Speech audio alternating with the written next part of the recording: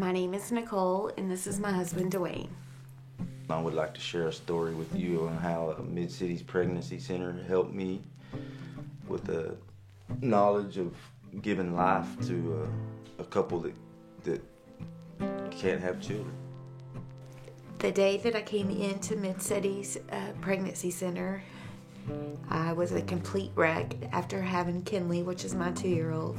I'd had my tubes tied and found out that I was pregnant, and complete shock because I had my tubes tied for a reason, and that was because I could not have another child physically, financially,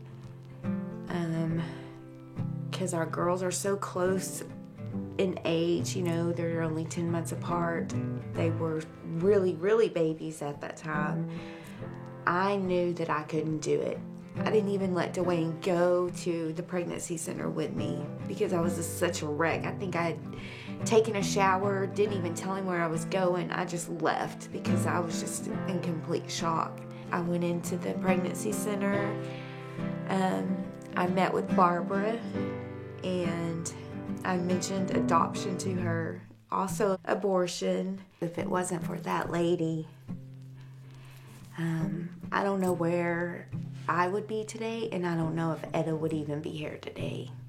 Nicole came into the Mid-City Pregnancy Center. I was her client advocate. She was very upset. One of the things she said that I'll never forget was she said, I woke up this morning and thought, I've got to share this with somebody. I've just held it in as long as I can. And what I'm going to say to you, you're just going to think I'm such a terrible person. And I knew at that moment that this was God's calling for me to be there that day. And I told her, I said, you're not a terrible person. I said, adoption is such a selfless act and such a loving, kind thing. I said, I have adopted children. I wanted to be a mother more than anything. And somebody just like you chose life for their baby. And because of that life, I'm a mother. I'm Kevin Reed. This is my wife, Caroline Reed. I was born with a congenital heart defect, and so ever since I was born, my cardiologist recommended to my parents that I should not, when I grow up and get married, I should not have children physically. I should not become pregnant, and so I've just always known that I would have to take a different avenue to have children when I got married. We always knew our story would look different and our family would look different, and it would be a different avenue than, I guess, the normal. But God just quickly grew our hearts for a desire to pursue adoption. And it was interesting because we applied to this agency and thought all of our paperwork was in, and long story short, we got a phone call that our paperwork had not actually been submitted, that it was incomplete. There was a paper that was lost somewhere along the way, and so we were on vacation at the time. There was just something in me that knew that we needed to be in the books at that moment, and so I called my sister back home and sent her over to my house and had her submit, go on my computer and get all of the paperwork and send it by email to our agency. So we sent it Wednesday night. Thursday morning around 8:05 or something, I got an email that said that it was official and that we were in the books, and that we now were starting the dreary waiting process of anywhere from 18 months to 2 years. And so that was at 8 o'clock that we were officially potential adoptive parents, I guess. And 4 hours later is when I had chosen them, and Leah, I'd called Leah, which is my counselor, and I said, Leah, I found the couple. And she's like, Nicole, I just gave you the book today. And she's like, well, what's your second and third choice? And I said, I don't have a second and third choice. This is them. I know it is. Up until I met Caroline and Kevin, my choice of adoption was a closed adoption. Barbara and I had talked about it. She explained to me the difference in open adoption and closed adoption. But the day that we met Caroline and Kevin, it was a whole different story. She actually looked at me and had said, we're going to be okay. You could totally feel like.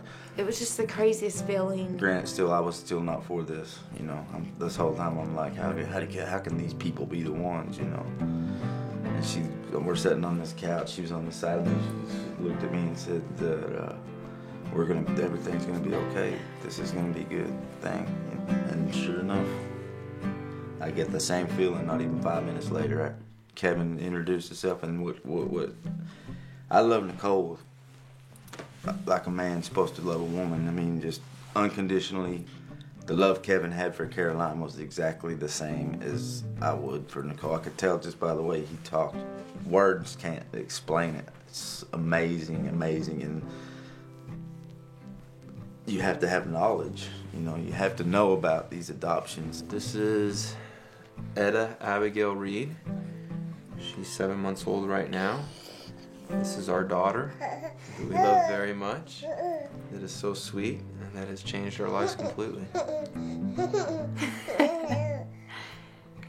Both Caroline and I believe strongly that volunteering or somehow supporting Mid-City's Crisis Pregnancy Center or any sort of organization that works with women who are pregnant and stuck in a situation where they don't see a clear answer is more than just helping a life, it's saving a life. And I mean, obviously we feel strongly in that our lives would be completely different, and we can't imagine not having Etta in our life. But also any young woman who needs that counseling and that support, and the life that woman is carrying inside of her that doesn't have a voice, that needs someone to speak for him or her, is something that I can't think of a better way to spend your time or your money or your energy or your resources. And we sit here today in debt to Mid-City's Pregnancy Center and what they did for Nicole and how they were able to bring Etta into our lives.